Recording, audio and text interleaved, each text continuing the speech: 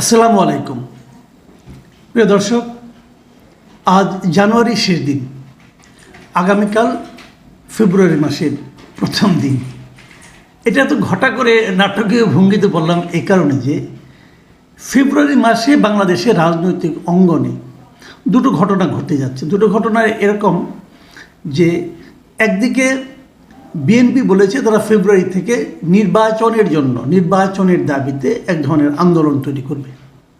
অপরদিকে আওয়ামী লীগ এই ফেব্রুয়ারি মাসেই তাদের কিছু রাজনৈতিক কর্মসূচি ঘোষণা করেছে এবং এই রাজনৈতিক কর্মসূচির মধ্যে নানা কিছু আছে, বিক্ষোভ মিছিল, তারপরে আপনার লিফলেট বিতরণ, তারপরে হরতাল কর্মসূচি তারা দিয়েছে।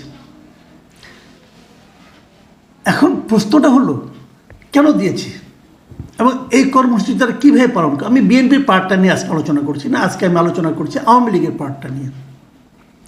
আওয়ামী লীগের কর্মসূচি কীভাবে ঘোষণা করেছে, তাদের অনলাইনে তাদের যে ওয়েবসাইট আছে, তাদের যে ফেসবুক পেজ আছে, সেখানে তারা এই কর্মসূচির কথাটা ঘোষণা করেছে। আমি কর্মসূচির ডিটেলে যাচ্ছি না, আমি যাওয়ার প্রয়োজনও মনে করি না। আমি খালি এটুকু বলতে চাই তাদের এই কর্মসূচির আফটার ইফেক্টটা কী, এই কর্মসূচির ফলে কি হবে।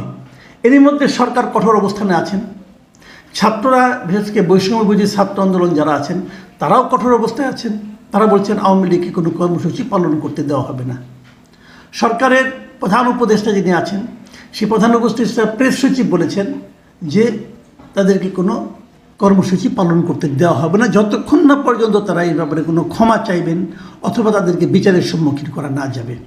তো সেগুলো নিয়ে আমি ভিডিও করেছি, আমি এই জন্য সরকারকে দায়ী করেছি। আমি বলেছি যে সরকার কেন তাদের বিচার করছে না, কেন বিচার শুরু করছে না। সরকারের বিচার শুরু করা উচিত, দ্রুতবেগে শুরু করা উচিত। সেগুলো একটা প্রসঙ্গ। আমি আজকে সরকারের প্রসঙ্গ নিয়ে কথা বলতে বসি নাই, আমি আজকে বসেছি আওয়ামী লীগের যে কাণ্ডজ্ঞানহীনতা সেটা নিয়ে কথা বলতে চাই আমি একটু। দেখুন, আজকে আরেকটা খবর আছে, এটা একদিন আগের খবর। সে খবরটা হলো যে বৃহস্পতিবার চট্টগ্রামে একটা ঝটিকা মিছিল হয়েছিল খুব ভোর 6টার দিকে। ছাত্রলীগের ঝটিকা মিছিল করেছিল, মাত্র 5 মিনিট ছিল মিটিংয়ে, সেই মিছিলের স্থায়িত্ব মাত্র 5 মিনিট, এবং সেই 5 মিনিটের মিছিলের পর 5 জনকে গ্রেপ্তার করা হয়েছে। সেটা আপনি বলবেন যে ছাত্রলীগের মিছিল, ছাত্রলীগের নেতাদের গ্রেপ্তার করা হয়েছে, সেই মিছিলে তারা আবার সেটাকে ভিডিও আপ করেছে, ভিডিও আপ করার পর সহজে বোঝা গেছে যে কারা মিছিল করেছে, যে তাদেরকে ধরেছে। ঠিক আছে, একে নিষিদ্ধ সংগঠন, যে সংগঠন নিষিদ্ধ করাটা ঠিক হয়েছে কি ঠিক হয়নি সেটা অন্য বিতর্ক, কিন্তু নিষিদ্ধ তো করেছে সরকার। তো নিষিদ্ধ সংগঠনের পক্ষে মিছিল করাটা বেআইনি কাজ, এবং এই বেআইনি কাজ ওরা করেছে, তাদেরকে ধরেছে। এটা ছিল একটা টেস্ট কেস। যখন ফেব্রুয়ারি থেকে তারা একটা কর্মসূচিতে যাচ্ছে আওয়ামী লীগ, তখন কি এ ধরনের গ্রেপ্তার চলবে না? গ্রেপ্তার হবে না? হবে। 1জন 2জন নয়, সেই গ্রেপ্তারের সংখ্যা 100 ছাড়িয়ে যাবে। যেখানে মিছিল হবে সেখানে গ্রেপ্তার হবে, যেখানে মিছিল হবে না সেখানেও গ্রেপ্তার হবে। এটা আগের সরকার আমলে কিন্তু হতো। জামাতের 5 জন লোক এক জায়গায় বসে হয়তো নাস্তা খাচ্ছে, তাদেরকে যে ধরে আনতো, বলতো তারা সরকারের বিরুদ্ধে ষড়যন্ত্রের পরিকল্পনা করছিল।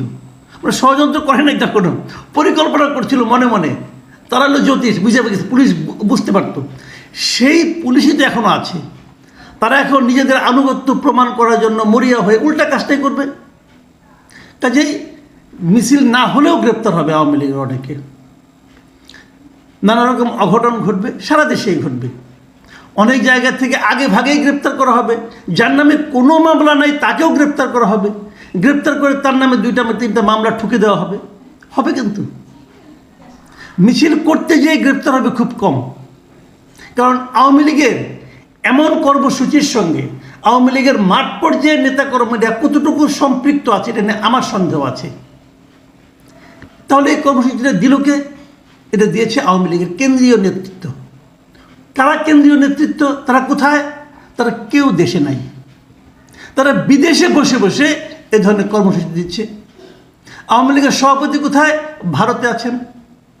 ওখানে উনি কীভাবে আছেন, রাজনৈতিক আশ্রয়ে আছেন নাকি লুকিয়ে আছেন নাকি বন্দি আছেন নাকি গ্রেপ্তার অবস্থায় আছেন বলতে পারবো না, তাকে তো কোথাও দেখা যায় না। উনি কোথাও বের হন? গত 6 মাসে তাকে প্রকাশ্যে কেউ দেখেছে? দেখেনি। তাহলে উনি কীভাবে আছেন? পৃথিবীতে বহু জায়গায় আমরা দেখেছি একটা নেতৃত্ব আরেক দেশে অনেক সময় গণ-অভ্যুত্থানের মুখে পালিয়ে যায়, চলে যায়, তারপর তাদেরকে আবার প্রকাশ্যে দেখাও যায়। তো উনি 6 মাস ধরে ওনাকে দেখা যাচ্ছে না কেন?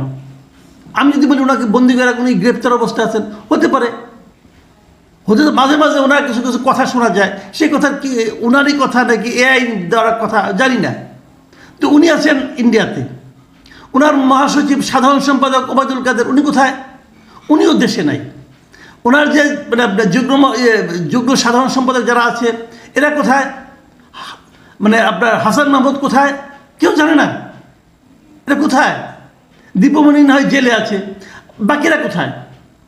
অনেক বড় বড় নেতা দেখলাম যে বিবিসি বাংলাকে বাহাউদ্দিন নাসির যুগ্ম সাধারণ সম্পাদক, বিরাট নেতা, উনি একটা মানে আপনার দিয়েছেন, বিবিসিকে একটা সাক্ষাৎকার দিয়েছেন। সেখানে উনি বলেছেন যে কেন তারা এই মানে হরতাল এবং অন্যান্য কর্মসূচি দিচ্ছেন। উনি বলছেন যে সরকারের জানমাল নিরাপত্তা দিতে ব্যর্থ হওয়ায় এই অবৈধ সরকারের ক্ষমতায় থাকার কোনো অধিকার নাই। উনি কোথায়? উনি কি দেশে? কেউ কিছু বলে না, কেউ বলে না সে কোথায়। সে লুকিয়ে আছে। সে লুকিয়ে থেকে থেকে এ ধরনের কর্মসূচি দিবে। যে কর্মসূচি আদৌ বাস্তবায়িত হবে কিনা আমার সন্দেহ, কিন্তু দেশে থাকা আওয়ামী লীগের নিবেদিত প্রাণ নেতাকর্মীদের জীবন দুর্বিষহ করে তুলবে। তাদের এই কর্মসূচির কারণে কি দেশের জানমালের নিরাপত্তা বেড়ে যাবে? এই কর্মসূচির কারণে কি দ্রব্যমূল্য কমবে? কমবে না তো। তাহলে আপনারা নিজেরা লুকিয়ে থেকে, নিজেরা আরামে থেকে, যারা লুকিয়ে আছেন কেউ কিন্তু কষ্টে নাই, তারা যে পরিমাণ মারলাম এই টাকা পয়সা লুটপাট করছেন এই দেশ থেকে, এটা তো ভাই কোনো কষ্টে নেই। ওনারা আরো 32 বছর আরামে থাকতে পারবেন না, রাজার হালে পারবেন? ওনারা তাই আছেন। এবং ওই আরামে থেকে থেকে ওইখান থেকে বসে বসে আপনি কর্মসূচি দিবেন আর দেশের সাধারণ আওয়ামী লীগের নিবেদিত প্রাণ নেতাকর্মীকে বিপদে ফেলবেন। ভাই এর নাম নেতৃত্ব নয়। বারবার বলা হচ্ছে আপনারা আপনাদের কৃতকর্মের ব্যাপারে সচেতন হন, যা করেছেন সেটার ব্যাপারে বক্তব্য দেন। তারা এখনও বলে যাচ্ছেন তারা যা করেছেন তারা কোনো অন্যায় করেননি। তারা এখনও বলে যাচ্ছেন ওটা নাকি ষড়যন্ত্র ছিল। এদেশের মানুষ আপনাদেরকে ষড়যন্ত্রের কারণে করেছে। এদেশের মানুষ কীভাবে আপনাদেরকে দেশ থেকে তাড়িয়েছে এটা তো আমরা জানি। আমরা তো দেশে ছিলাম তখন, আমরা তো দেখেছি। আপনারা অপকর্ম করেন নাই, আপনারা মানুষকে গুম করেন নাই। এই সরকার অনেক কিছু করতে পারছে না, আমি মানলাম। আমি নিজেও বলি এই সরকার দ্রব্যমূল্য কমাতে পারছে না, এই সরকারের আমলে অনেক আইন শৃঙ্খলা পরিস্থিতি ভালো না, সব বলি। কত ভালো না এই সরকার আমলে? একজন লোক গুম হয়েছে? এই সরকারের আমলে একটাও কি আপনার ক্রসফায়ার হয়েছে? একটা দেখান তো। অনেক কিছু হচ্ছে না মানি, সরকারের কাছ থেকে আমাদের আরও প্রত্যাশা, সেটাও সত্য, কিন্তু আপনাদের মতো তো না। এই সরকাররা বলে এখনও তো মানুষ কথা বলতে পারে। আমি অবশ্য কথা আগেও বলতাম, এখনও বলি। আমি তো কথা বলতে পারছি, অনেকেই কথা বলতে পারছে।